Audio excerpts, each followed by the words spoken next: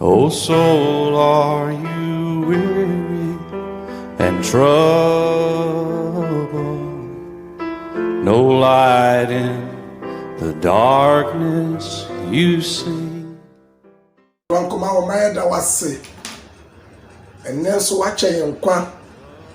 Wabu osoro first say wo maya family enya nkwa.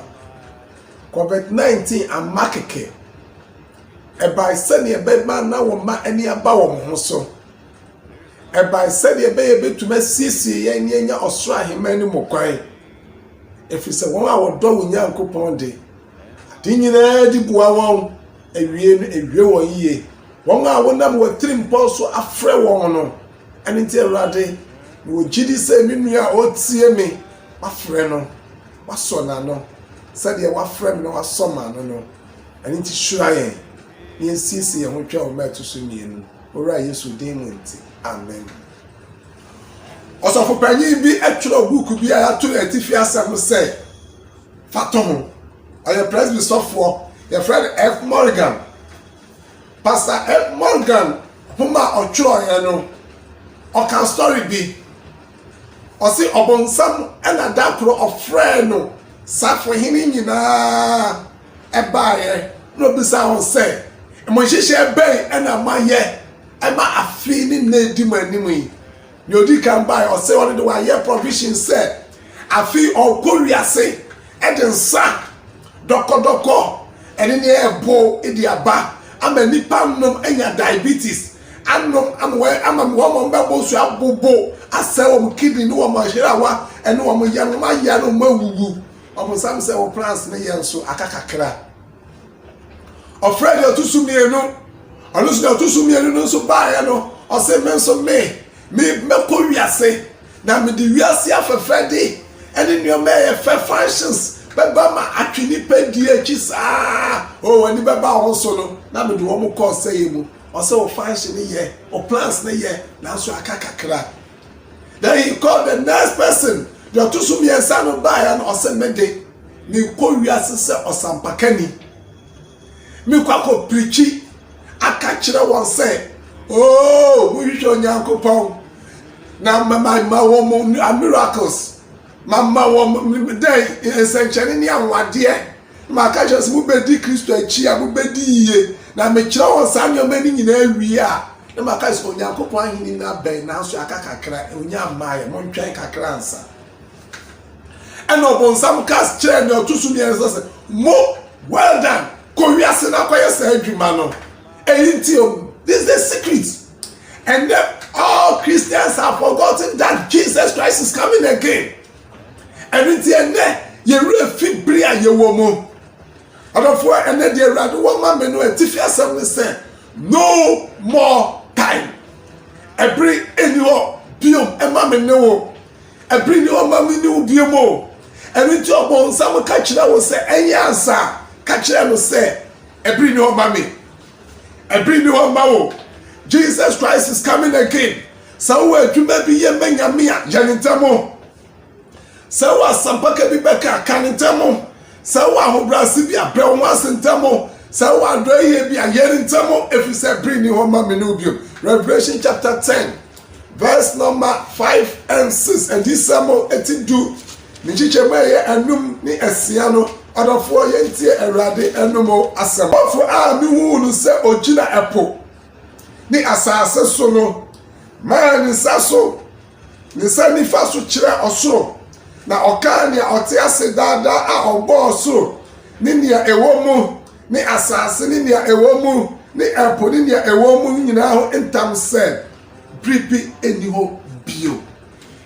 tie wadi no entam okaya no ayasem tiawa bribi ni ho bio mo ebri ni wa ya de twimanso ebri ni wa ya priya twimanso ajapade ho ebri ni ho ma me ni bio mo. Jesus Christ is coming again. Onia, and it's a Jumania media mamma no say a Moria singing alcohol, Matthew Sempa, it's here do in Chichema, yes or no. This is not time to preach about prosperity. And yet, breathe, and yet can you say Japan wasn't. Candle bra, and yet breathe, and a fat handkerchief bra, ɛnyɛ biri na brana bɛgye anointing oil there be ɔdɔfoɔ ɛnyɛ biri o ɛne yɛkɔ politics ho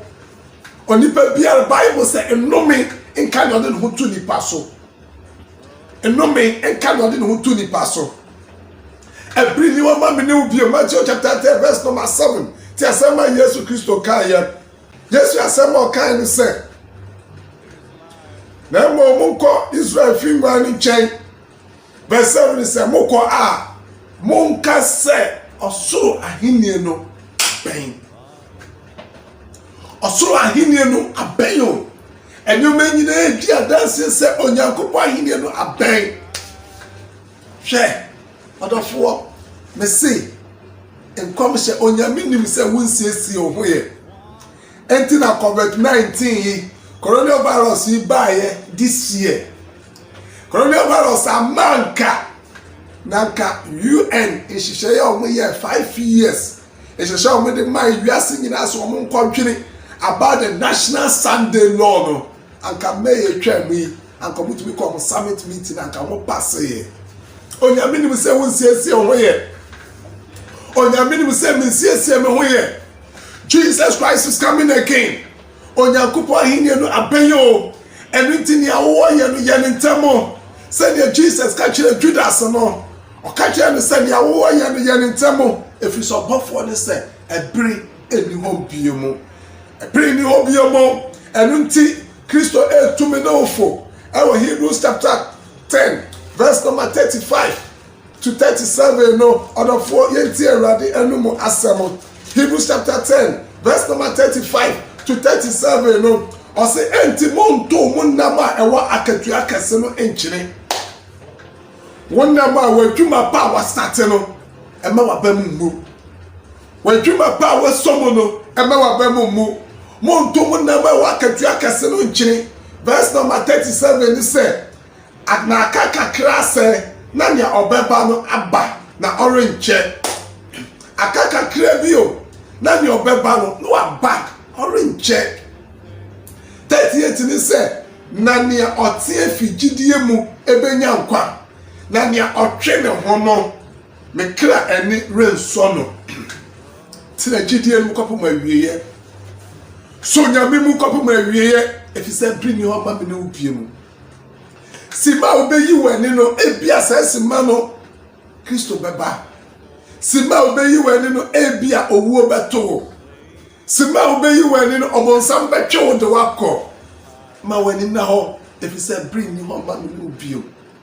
Jesus Christ is coming again me maame me nua dɔfoɔ Yesu Kristo bo ebri ni hɔ ebri ni wa sabia yɛ fuma japadeɛ ebri ni wa sabri yɛ ko wiase ene emu nioma so sɛnea Noah nane yɛ no sara no nipa mo Nyankopɔn ma no ba bɛyɛ obi bɛka sɛ o ya brɛ ya te abrɛ second Peter chapter 3 verse number 8 to 10 Petro mo ma to so mienu timi ansa njiche ma wotwe ekopem du no ɔse na ɔdɔfoɔ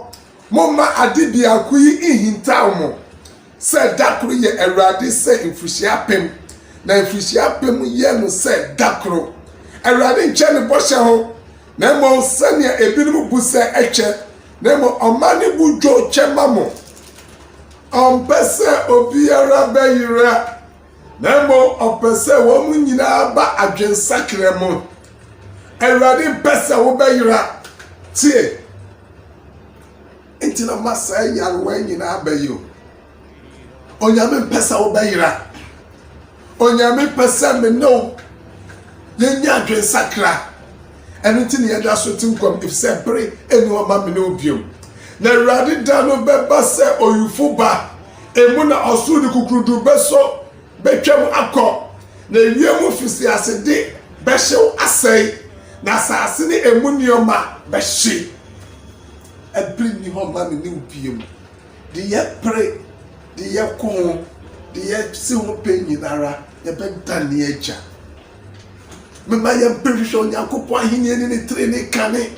moma yɛsiesie ho twɛn Kristo ma yɛto so mienu no efisɛ nkyɛ agyenkwa no bɛba ɛrenkyɛ Kristo bɛpio me nua dɔfo ebiri ni hɔ biom hwɛ wɔ ho obituary sɛ bobɔ wɔ ho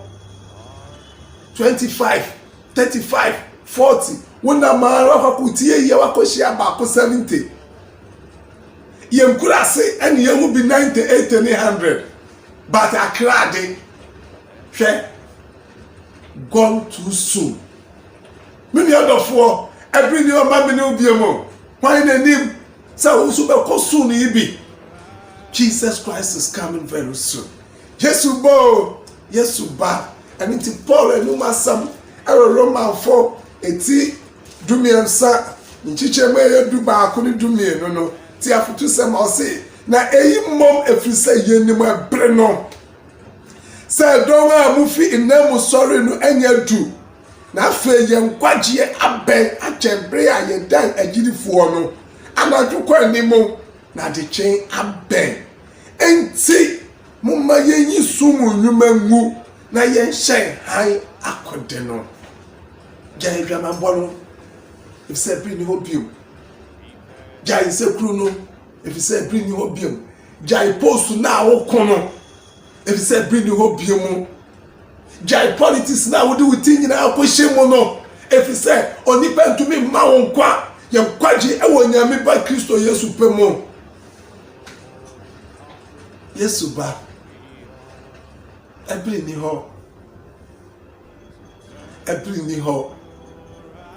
ni ho bio and it's wadren sacre bia me wadren sacre bia me wadren bi be ya me wo mobro hu bi be hu a me wo bibi masum nyame a ene Erade ka ho na erade mo a no yesisi ye hontwa Kristo maya to so me no opia ya nkachi a ye yerapa if you say bere en bi ho ma me no Yesu di mwenti amen.